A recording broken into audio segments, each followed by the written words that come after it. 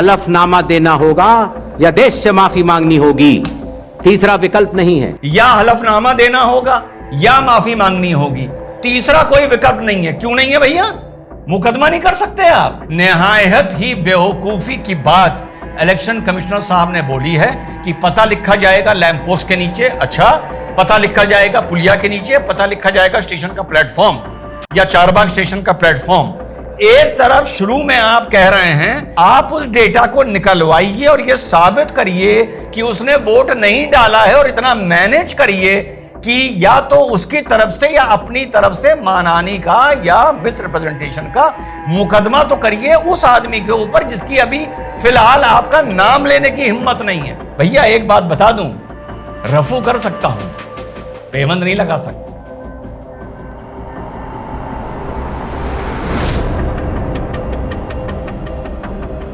Hello नमस्कार, सत श्री अकाल, अस्सलाम वालेकुम। कैसे हैं जनाब? तो कल देर शाम वो वक्त आ गया जिसका सबको इंतजार था। राहुल गांधी जी ने विशेषकर जो इलेक्शन कमीशन पर बहुत ही संगीन आरोप लगाए थे साथियों, उसका जवाब देने के लिए चीफ इलेक्शन कमिश्नर साहब ने और पूरी उनकी टीम ने एक बहुत विशाल, बहुत बड़ी प्रेस कॉन्फ्रेंस करी। उन्होंने जो अपनी बात रखी बहुत कम रखी, मुश्किल से 10-12 मिनट रखी। उसके बाद जो सवाल जवाब का सिलसिला चला वो बहुत लंबा चला, much more than near about 2 hours. मैंने कल इस पर वीडियो हमारे लिए बनाया क्योंकि पहले मैं पूरी प्रेस कॉन्फ्रेंस सुनना चाहता था, उसकी कुछ पॉइंट्स, कुछ पल निकालना चाहता था, उस पर अपना कोई ओपिनियन देना चाहता था, और सबसे ज्यादा महत्वपूर्ण इस बार आपका ओपिनियन मांग रहा हूं। अभी तक मैं ये बोलता आया हूं और मैंने इसके जवाब भी दिए थे तर्क पर आधारित कि राहुल गांधी जी के जो आरोप हैं वो मैं पुअर देख रहा हूं, मैं उनको पुअर मानूंगा जो वो आरोप लगा रहे हैं। अब जब चीफ इलेक्शन कमिश्नर के साहब के प्रेस कॉन्फ्रेंस का वक्त आया तो पूरी प्रेस कॉन्फ्रेंस देखने के बाद मैंने 2-3 चीजें देखी। एक तो यह देखा कि मीडिया बहुत एग्रेसिव होकर, मैं आज आप लोगों को कुछ सवाल भी सुनाऊंगा, करीबन 18 मिनट का तो मैं उस पार्ट को काट के लाया हूं और 5-7 मिनट आज का वीडियो लंबा होगा। तो मीडिया बहुत एग्रेसिवली सवाल पूछ रहा था। और दूसरा, मैंने जैसा बताया कि राहुल गांधी के जो आरोप थे मैं उनको पुअर मानता था, लेकिन मेरे हिसाब से बस मेरा इतना विश्लेषण है, बाकी आप लोगों के जवाब चाहिए। जो चीफ इलेक्शन कमिश्नर साहब का जवाब आया मैं उसको भी गुड नहीं मानूंगा, मैं उसको भी साथियों मेरे हिसाब से एज अ लेमैन वोटर, अब मैं इतनी अकल लगा ले लगूं संविधान की, कानून की, फलाना एक्ट क्या कहता है, फलाना रूल क्या कहता है, तो अलग बात है, एकेडमिक बात अलग होती है, लेकिन चुनाव परसेप्शन पर लड़ा जाता है, वोट परसेप्शन पे पड़ता है, फर्क समझिएगा। यहां पर मैं एक लेमैन वोटर जिसको यह समझ में ज्यादा समझ नहीं है, मोटी मोटी बस वो बात समझता है, वो कितना इस प्रेस कॉन्फ्रेंस से इंप्रेस होगा या कन्विंस होगा, ये आप लोग आज जवाब में मुझे लिख कर दीजिएगा। एक बंद लिफाफे में नहीं, खुले लिफाफे में बता चुका हूं, राहुल गांधी जी के आरोप पुअर थे, तो इलेक्शन कमिश्नर साहब का जवाब भी पुअर था। सुनते हैं क्या इन्होंने बोला, क्या सवाल थे, क्या जवाब थे। 25 मिनट का लगभग आज वीडियो होगा साथियों, इससे छोटा नहीं हो सकता था। कानून के अनुसार अगर समय रहते मतदाता सूचियों में त्रुटियां साझा न की जाएं, मतदाता द्वारा अपना प्रत्याशी चुनने के 45 डेज के भीतर माननीय उच्च न्यायालय में चुनाव याचिका दायर न की जाए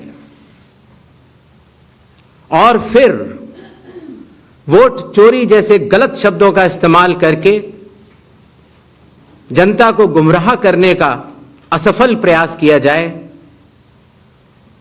तो यह भारत के संविधान का अपमान नहीं तो और क्या है। जी हां साथियों, यहां पर जो पार्ट चल रहा है वो ये चल रहा है कि जब चीफ इलेक्शन कमिश्नर साहब अपनी बात रख रहे थे, सवाल लेने शुरू नहीं किए थे, उन्होंने अपनी बात रखते रखते जो चीज बोली है वो उन्होंने एकेडमिकली, फिर बता दूं, एकेडमिकली सही बोली है। 45 दिन का टाइम है, एक जगह चुनाव हुआ है, 45 दिन के अंदर आपने अगर कोई ऑब्जेक्शन नहीं डाले या पिटीशन नहीं डाली तो फिर आपकी जो ऑब्जेक्शन होगा वो वॉइड होगा, वो इन्फेक्शियस होगा, नहीं माना जाएगा।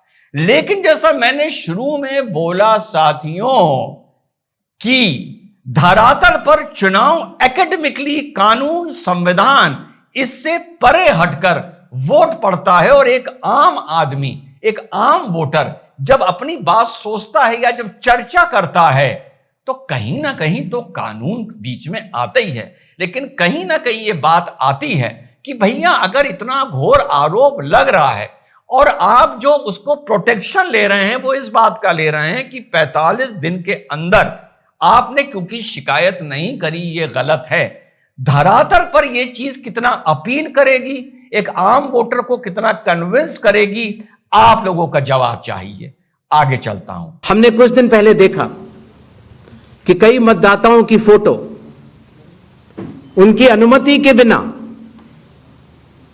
मीडिया के समक्ष रखी गई, उनके ऊपर आरोप लगाए गए, उनका इस्तेमाल किया गया।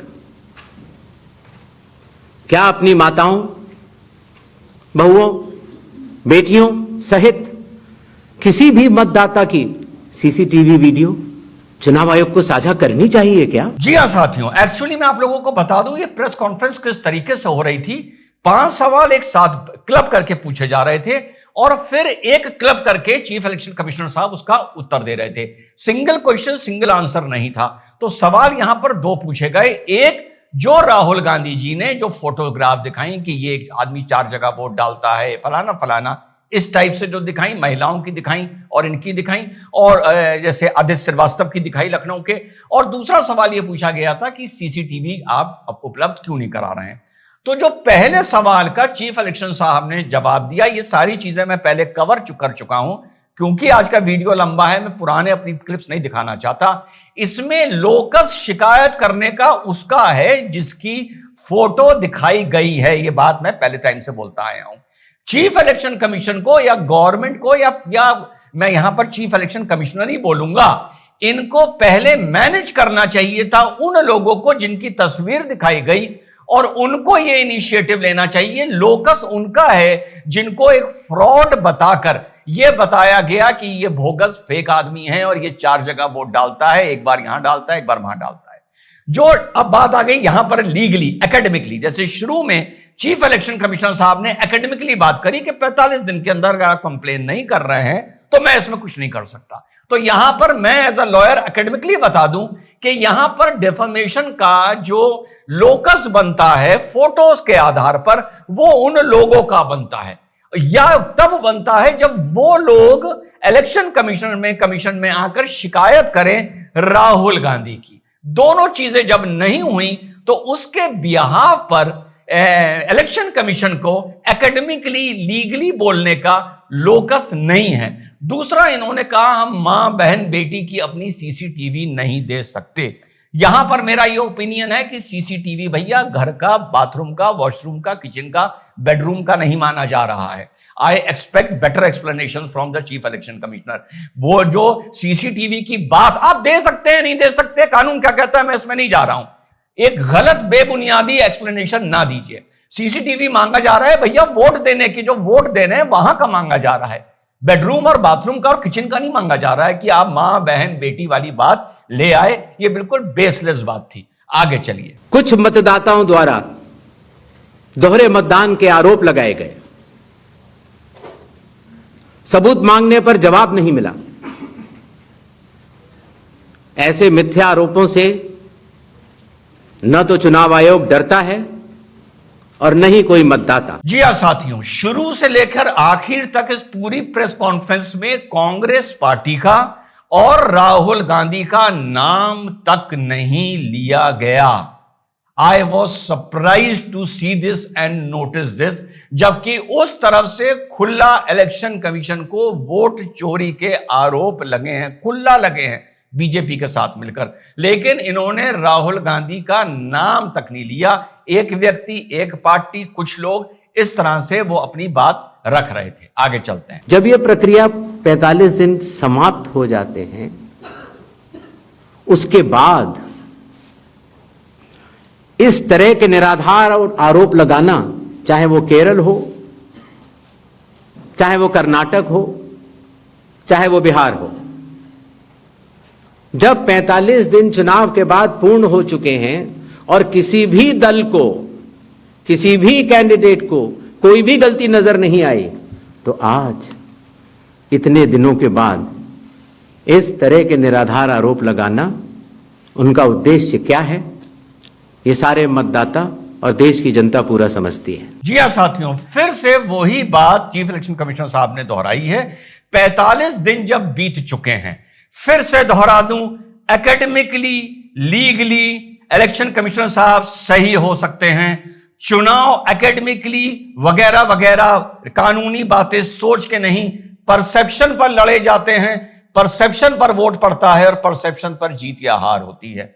आपसे फिर पूछ रहा हूं, बार बार इन आरोपों को, लाखों वोट गलत पड़ गए, इन आरोपों का काउंटर 45 डेज का अगर चीफ इलेक्शन कमिश्नर ये क्लॉज बताकर अपने को सेफगार्ड करते रहेंगे, तो आप लोगों से पूछ रहा हूं, धरातल पर वोटर का जो गलेबल माइंड का है, या इतना एजुकेटेड नहीं है, या इतना अवेयर नहीं है, उस पर क्या असर पड़ेगा, वो किससे कन्विंस होगा, आप लोग कमेंट करके बताइएगा। समय के साथ कई लोग जो गांव में रहते थे, जहां पर उनका वोट था, वो शहर में आ गए, उनका वोट गांव में रह गया, और जब वो शहर में आए तो वोट कटवाने की प्रक्रिया की भी अपनी कानूनी जटिलताएं हैं, तो उनका वोट गांव में भी रह गया, शहर में भी हो गया।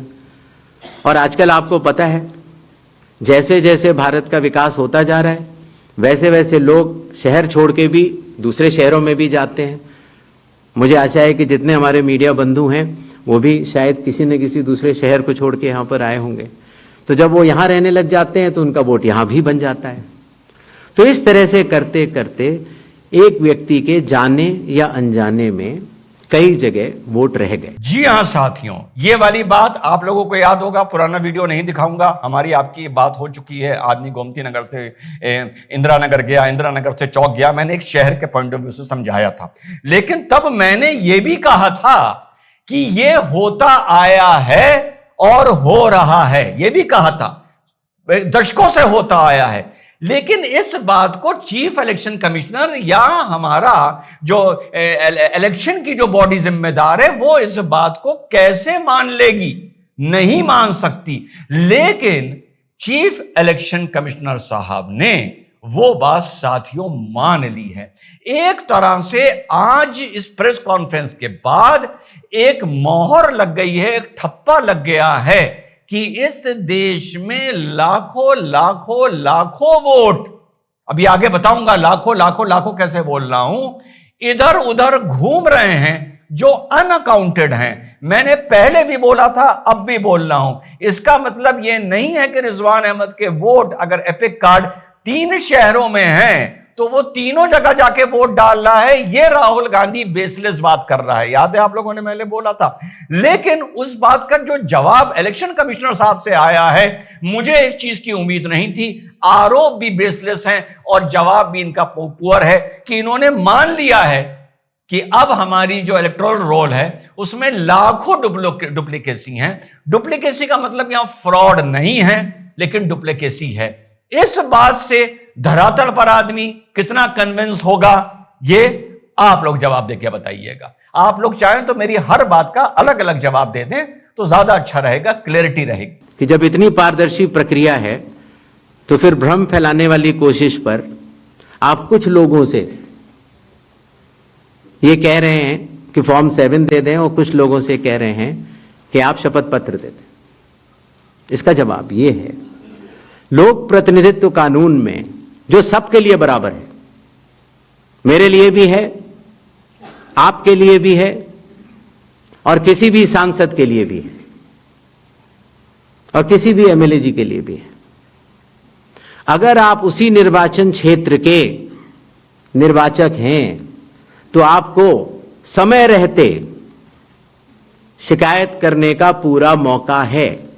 आप फॉर्म 6 भर सकते हैं, फॉर्म 7 भर सकते हैं, फॉर्म 8 भर सकते हैं। आपके राजनीतिक दल के बूथ लेवल एजेंट्स को भी यह अधिकार प्राप्त होता है कि वो एक शपथ देकर 10-10 फॉर्म भी बूथ लेवल ऑफिसर्स को दे सकते हैं, बशर्ते आप उस विधानसभा क्षेत्र के निर्वाचक हो। लेकिन अगर आप उस विधानसभा क्षेत्र के निर्वाचक नहीं हैं, उस कॉन्स्टिट्यूएंसी के आप इलेक्टर नहीं हैं, और अगर आप अपनी शिकायत को आगे बढ़ाना चाहते हैं, एक विषय होता है शिकायत करना, एक होता है उसके ऊपर भ्रम फैलाना, और एक होता है उसके ऊपर चुनाव आयोग पर आरोप लगाना। तो ग्रेडेड रिस्पांस के तहत अगर आप उस क्षेत्र के निर्वाचक नहीं हैं, तो आपके पास एकमात्र कानून में विकल्प है, और वो है रजिस्ट्रेशन ऑफ इलेक्टर रूल्स, रूल संख्या 20, sub clause 3, sub clause B, जो ये कहता है कि अगर आप निर्वाचक नहीं हैं उस विधानसभा क्षेत्र के, तो आप एक विटनेस के तौर पर अपनी शिकायत दर्ज करा सकते हैं, और इलेक्टोरल रजिस्ट्रेशन ऑफिसर को आपको एक ओथ देनी होगी, और वो ओथ जिस व्यक्ति के खिलाफ आपने शिकायत की है उसके सामने एडमिनिस्टर करानी होगी। ये कानून शायद इस सदन में बैठे सभी लोगों के जन्म के पूर्व का बना हुआ है। आशा है इन 5 सवालों को मैंने जवाब दे दिया होगा। आगे बढ़े। जी हाँ साथियों, सवाल यहां पूछा गया था कि आप कोई एक्शन क्यों नहीं ले रहे। जवाब उसका एक फिजिक्स का सवाल था और केमिस्ट्री का जवाब आ गया। मैं बड़ी जिम्मेदारी से चीज बोल रहा हूं कि आई एम डिसअपॉइंटेड।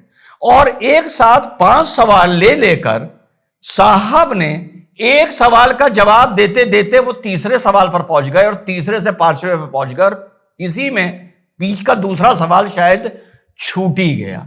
इस किस्म की प्रेस कॉन्फ्रेंस के 5 सवाल क्लब कर दिए जाएंगे, मैंने शायद इससे पहले नहीं देखी थी। क्लैरिटी ऑफ थॉट वहां ज्यादा पता चलती है जहां आप एक सवाल पूछें और उसका एक जवाब आए। बहरहाल यहां पूछा गया कि आप एक्शन क्यों नहीं ले रहे, और जवाब ये आया वही 45 दिन वाली प्रक्रिया 20/3/B, गॉड नोज। आगे चलिए, आपको क्या समझ में आ रहा है, मुझे नहीं समझ में आ रहा। आगे। So first question is that initially when the draft electoral rolls were uploaded on the website, these were machine readable and searchable as well.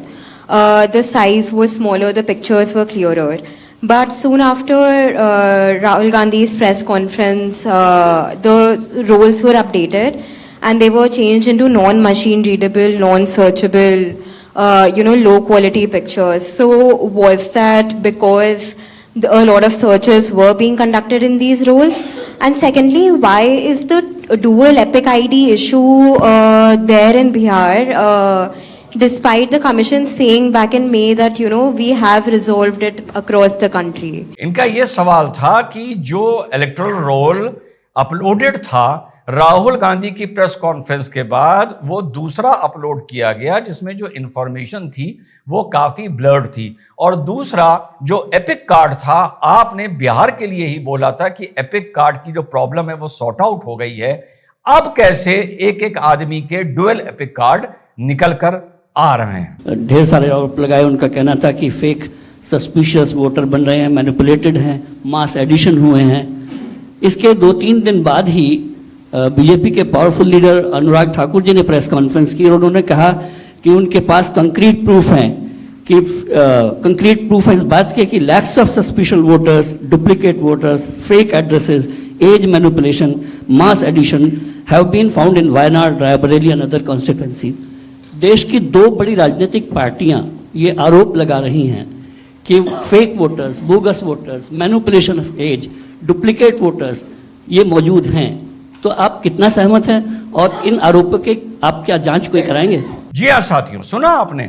जब मैं पहले बोल रहा था, मैंने फिर से दोहरा दूं, मैंने बोला था इस तरह की गड़बड़ियां उसे कैलिस मिस्टेक मान लें, डिरेक्शन ऑफ ड्यूटी मान लें, इलेक्शन कमीशन जिनको जिम्मेदारी बोलता है उन्हें काम चोरी मान लें, कुछ मान लें, पहले से होती आई हैं और हो रही हैं। अब उसी चीज को मैंने बोला था, इलेक्शन कमीशन ये बैठ के पर बोल नहीं सकता कि हां होती आई हैं, वरना तो बहुत बड़ा सवालिया निशान लग जाएगा। और अगर आप लोगों को याद हो, मैंने बोला था भैया बीजेपी भी ये बात नहीं बोल सकती कि पहले से होती आई हैं, और बड़ा सवालिया निशान लग जाएगा। लेकिन साहब अनुराग ठाकुर जी आए और वो बोल के गए कि साहब वहां तो लाखों वोटर थे, वहां इतने वोटर थे, वहां इतने वोटर थे, और लो आ गया सवाल। पूरी प्रेस कॉन्फ्रेंस में मैंने मीडिया को, और अलग अलग चैनल, इसमें न्यूज 18 भी थे, टीवी 9 भी था, आज तक भी था, रिपब्लिक भी था, सब थे। मैंने इतनी एग्रेसिव प्रेस कॉन्फ्रेंस जहां इलेक्शन कमिश्नर को घेरा जा रहा हो, मैंने अभी तक नहीं देखी थी। तो साहब ये पूरी चीज जो सामने निकल कर आई है, वो किन्हीं भी सवालों का मेरे हिसाब से एक, बिल्कुल आप वो वाली बात भूल जाइए भाई 45 दिन के अंदर तुम नहीं आए तो कुछ नहीं हो सकता, ठीक है, माना मैंने एज अ लॉयर। लेकिन नरेटिव के जमीन के हिसाब से ये जो जवाब है, ये कितना लोगों को कन्विंस करेगा, गॉड नोज अबाउट इट। और सीधे सीधे अनुराग ने जब बोल दिया तो उन्होंने कितनी सही बात सवाल पूछी कि दोनों पार्टियां कह रही हैं कि लाखों बोगस वोटर घूम रहे हैं। इससे क्या इलेक्शन कमिश्नर की या इलेक्शन कमीशन की जो छवि है वो धुलमुल नहीं हो रही है? इसका भी कोई सेटिस्फैक्टरी जवाब सुनने को नहीं मिला। आपको सुप्रीम कोर्ट ने आदेश किया 14 तारीख के दिन, आपको मशीन रीडेबल जो 65 लाख लोग का नाम नहीं है तो आपको देना पड़ेगा। इससे पहले आपने क्यों नहीं दिया? आखिरी सवाल है कि महाराष्ट्र में जो 40 लाख नया वोटर आए हैं और लोग कह रहे हैं कि पहला बार महाराष्ट्र के इतिहास में, भारतवर्ष के इतिहास में वोटर ज़्यादा और 18 साल उम्र के लोग कम, और 5 बजे के बाद बहुत लोग वोट दिया। तो ये सारे जवाब मुख्यमंत्री देवेंद्र फडणवीस दे रहे हैं, राजनीतिक दल का नेता दे रहे हैं, चुनाव आयोग अभी तक खामोश थे। क्यों? सुप्रीम कोर्ट ने जब आदेश दिया तब चुनाव आयोग 65 लाख हटाए गए वोटरों की सूची जारी करने की दिशा में काम कर रहा है। क्यों राजनीतिक दलों के कहने पर पहले ऐसा नहीं किया गया? तो कुछ केसेस में जब शिकायत आई तो हम लोगों ने तहकीकात की तो ये समझ में आया कि जो व्यक्ति, जैसे मैंने आपको बताया था कि अगर वो गांव में रहता था तो वहाँ उसका एक जगह नाम था, फिर वो शहर में आया, फिर वो वहाँ से चलते चलते दिल्ली या बम्बई पहुँच गया और उसने अपना पुराना नाम डिलीट नहीं कराया। पहले ये संभव नहीं था। 2003 से पहले नाम अगर आपको पुरानी जगह से कटवाना है तो कोई वेबसाइट नहीं थी इलेक्शन कमीशन की जिसमें एक ही जगह सारा डेटा हो। हर स्टेट की अलग अलग वेबसाइट थी। तो नतीजा, अगर आप पटना से चल के दिल्ली आ चुके हैं और आप पटना का वोट कटवाना चाह रहे थे तो आप एक पत्र लिख सकते हैं। अब उस पत्र के ऊपर कार्रवाई हुई, आपने सही जगह भेजा, नहीं भेजा और आपका वहां वोट नहीं कटा, आप दिल्ली आ चुके, आपका यहाँ नया मतदाता सूची में नाम आ गया, आपके पास एक नया एपिक नंबर है। तो 2003 से पहले चूंकि तकनीकी सुविधा अवेलेबल नहीं थी तो इस तरह के बहुत लोग जो माइग्रेट कर करके अलग अलग जगह गए, उनके नाम कई जगह आ गए। फिर एक ये सवाल उठा कि फिर उसको आज की तारीख में तो वेबसाइट है, कंप्यूटर है, उसको आप सेलेक्ट करके हटा सकते हैं। लेकिन वही मैं बात आपको बताना चाह रहा था, चुनाव आयोग मतदाताओं के साथ चट्टान की तरह खड़ा होता है। अगर किसी के कहने से मैं आपका वोट काट दूं या किसी के कहने से मैं ये मानूं कि पीयूष जी के नाम के, अगर आपको अंदाज़ा न हो तो अगर पीयूष जी के नाम को अगर आप 100 करोड़ में सर्च करेंगे तो आपको हजारों लोग मिलेंगे। अब कौन से पीयूष जी का नाम काटा जाए? कौन से पीयूष जी दो हैं ये? तो अगर इसको जल्दीबाजी में किया जाएगा तो किसी भी मतदाता का नाम गलत कट सकता है, आपकी जगह किसी और का कट जाए। इसलिए शायद पिछले 20 सालों में टेक्नोलॉजी तो थी, लेकिन टेक्नोलॉजी का उपयोग करके किसी का मतदाता सूची से नाम काटा जाए, ये गलत होगा। सुना आप लोगों ने साहब, 2003 से पहले टेक्नोलॉजी नहीं थी, इसके लिए नाम नहीं काटा जाएगा। 2003 के बाद टेक्नोलॉजी थी तो टेक्नोलॉजी का इस्तेमाल करके किसी का नाम नहीं काटा जाएगा। इसका मतलब सुने आपने, मैंने शुरू में क्या बोला था, देश में लाखों लाखों लाखों लाखों रिपीटेड एपिक कार्ड्स घूम रहे हैं। यानी इस प्रेस कॉन्फ्रेंस के बाद रिजवान अहमद के पास अगर 3 एपिक कार्ड हैं तो मैं कोई कानून का उल्लंघन नहीं कर रहा हूं, क्योंकि इतनी बड़ी प्रेस कॉन्फ्रेंस में बैठ के हमारे इलेक्शन कमिश्नर साहब ने आज मान लिया है कि ये रिवायत है, चलती आई है, चल रही है और शायद आगे भी चलेगी, क्योंकि पूरी प्रेस कॉन्फ्रेंस में इसका तोड़ कोई यूनिक आइडेंटिफिकेशन नंबर निकालना, उसके साथ हर चीज को करेक्ट करना कि दूसरा कार्ड आपका बाय डिफॉल्ट आपका इनफेक्शुअस हो जाए या उस लिस्ट से हट जाए, ऐसी कोई भी बात, कोई भी प्लान, कोई भी मंसूबा इलेक्शन कमीशन साहब ने नहीं बताया। तो वो मान चुके हैं कि ये चीज मार्केट में लाखों की आबादी में सर्कुलेट कर रही है। एआई और डी फेक हमारे लिए वास्तव में चुनौती है। अभी कल किसी एक ट्विटर हैंडल पर एक एआई जनरेटेड वीडियो थी जो कि सत्य से परे, लेकिन इस तरह की चुनौतियों का सामना करने के लिए चुनाव आयोग तो भरसक प्रयास करेगा, लेकिन कानून के दायरे में ही रहकर कर सकता है। भैया वो कानून का दायरा क्या है इलेक्शन कमिश्नर साहब, ये भी बताते जाइए आप। कांग्रेस पार्टी ने, आपसे हिम्मत नहीं हो रही आपकी राहुल गांधी का और कांग्रेस पार्टी का नाम लेने की इलेक्शन कमिश्नर साहब। इससे अच्छा होता आप ये प्रेस कॉन्फ्रेंस करते ही ना। आपने अपनी वाकई शायद और भटपिटवाली, वाकई जो जवाब आएंगे वो मुझे एजुकेट करेंगे कि साहब हम कानून के दायरे में करेंगे। अरे कांग्रेस पार्टी ने डाला है यार, मैं दिखा रहा हूं, अपने हैंडल से डाला है, ब्लू टिक से डाला है। कौन से कानून के तहत आप कार्रवाई करेंगे भैया, कब करेंगे? कानून तो कह ही रहा है करिए, कानून आपको कौन सा रोक रहा है मेरे भाई? नाम आने के लिए सिर्फ भारत के नागरिक और 18 वर्ष की आयु पूरे कर चुके व्यक्ति ही पात्र हैं। रेजिडेंसी लॉज भी हैं जो कि अलग कानून में बनते हैं, जो कि ऑर्डिनरी रेजिडेंट हैं, या कोई व्यक्ति जो संविधान या किसी कानून के अनुरूप उसको वर्जित किया गया है चुनाव लड़ने के लिए, उनका नाम नहीं आ सकता। सुन लिया आपने साहब, 18 साल से बड़े और भारतीय नागरिक, कोई एक्सेप्शनल केस हो तो अलग बात है। इस बात को याद रखिएगा और आगे देखिए कि इन्होंने क्या बोला है। भारतीय नागरिक होना जरूरी है और बिहार की एसआईआर में 11-14 इन्होंने डॉक्यूमेंट्स भी मांगे गए हैं, जिसमें इन्होंने बार बार कहा कि एपिक कार्ड, आधार कार्ड और राशन कार्ड को भी हम एक कंक्लूसिव प्रूफ नहीं मानेंगे कि यह आदमी भारतीय नागरिक है। यही बात हुई है ना। फिर से अभी आगे सुनिएगा इसका जवाब, मजा आ जाएंगे आप। तो इस साल की शुरुआत में जब जो है असम्बली रिवीजन हो चुका था, तो उसके बाद पिछले 6-7 महीनों में करीबन 22 लाख लोग मृत पाए गए, करीब 32 लाख शिफ्ट हो गए। तो ये आंकड़ा पिछले 6-7 महीने में 22 लाख लोग मर कैसे सकते हैं, ये सवाल उठाया जा रहा है। अगर असम्बली रिवीजन हुआ था और अब तक, तो ये आंकड़ा जो है क्यों इतना ज्यादा भिन्न, पहले ये सब क्यों नहीं हुआ?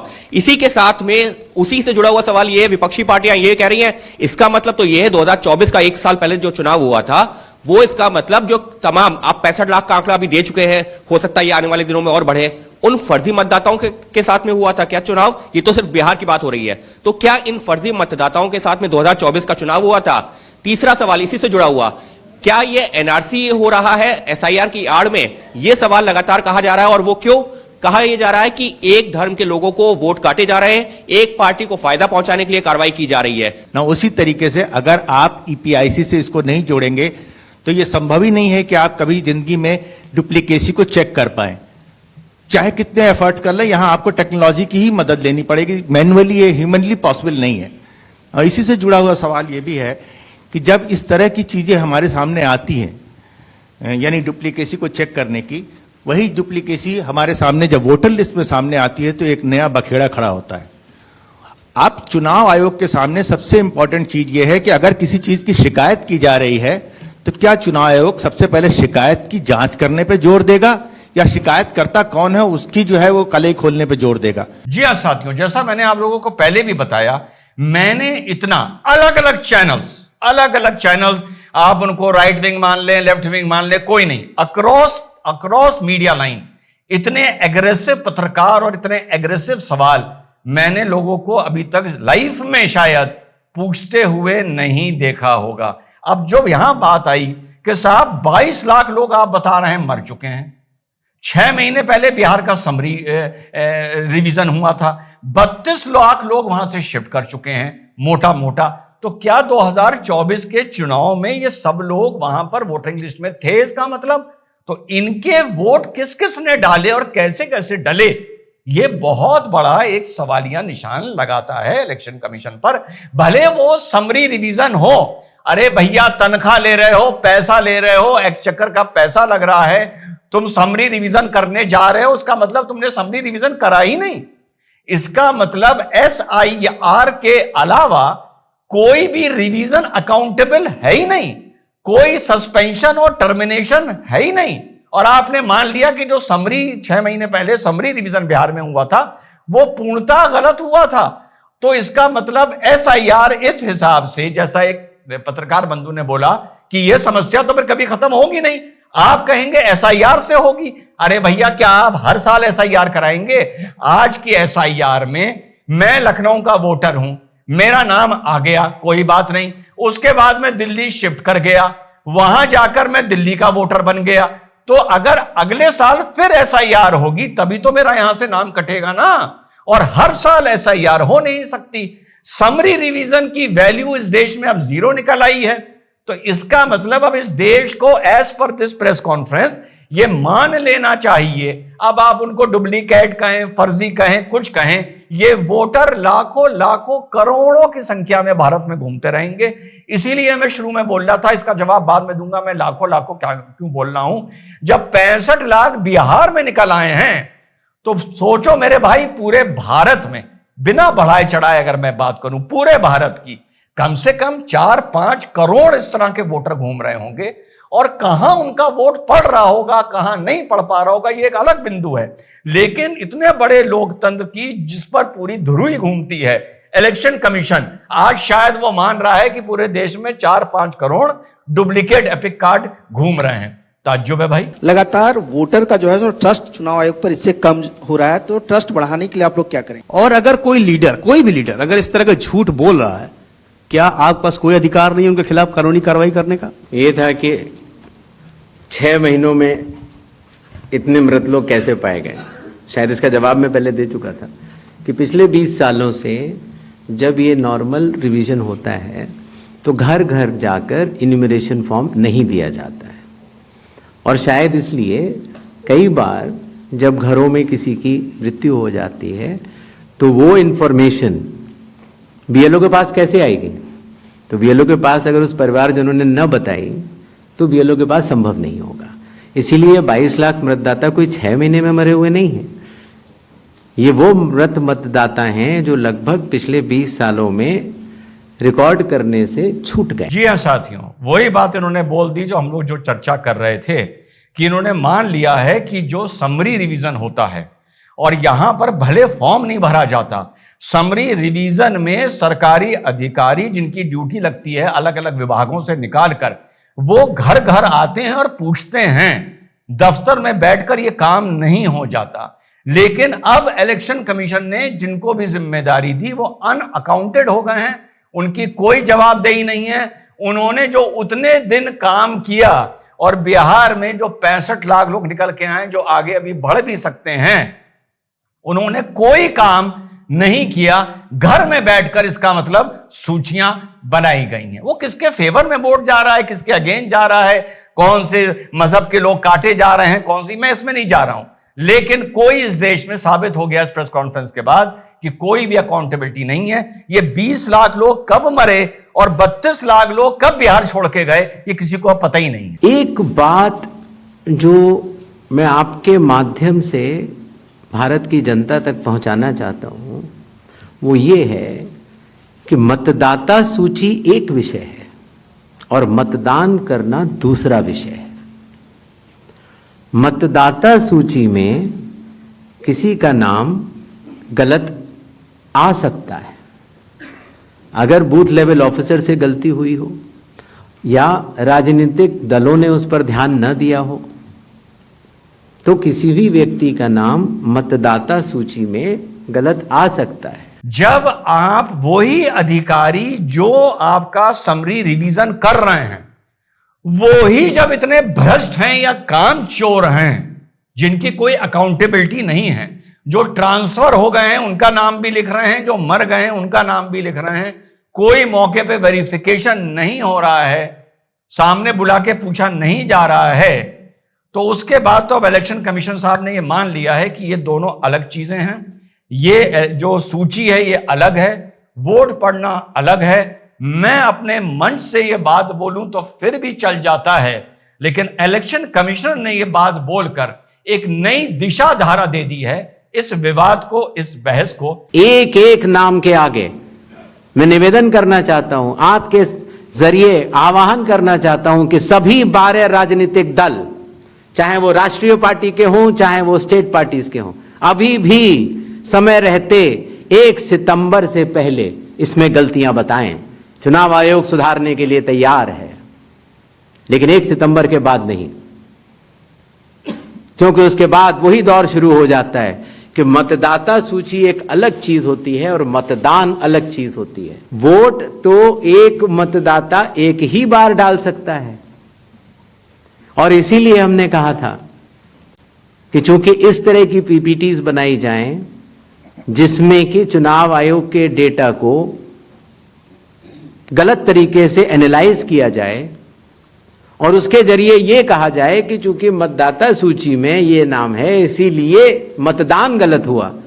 मतदाता सूची और मतदान दो अलग विषय। यानी बंदा ये नहीं बोल रहे कि ये चीज, हमारे जो पत्रकारों ने बात भी पूछी कि हम लोगों को अब एक नया हमने फैसला लिया है कि वोटर कार्ड को हम लोग किसी यूनिक नंबर के साथ अटैच करेंगे और इस समस्या को आने वाले 2027 उत्तर प्रदेश में पहले पकड़ेंगे या बंगाल में पकड़ेंगे और 2029 से पहले हिंदुस्तान में यह समस्या खत्म हो जाएगी।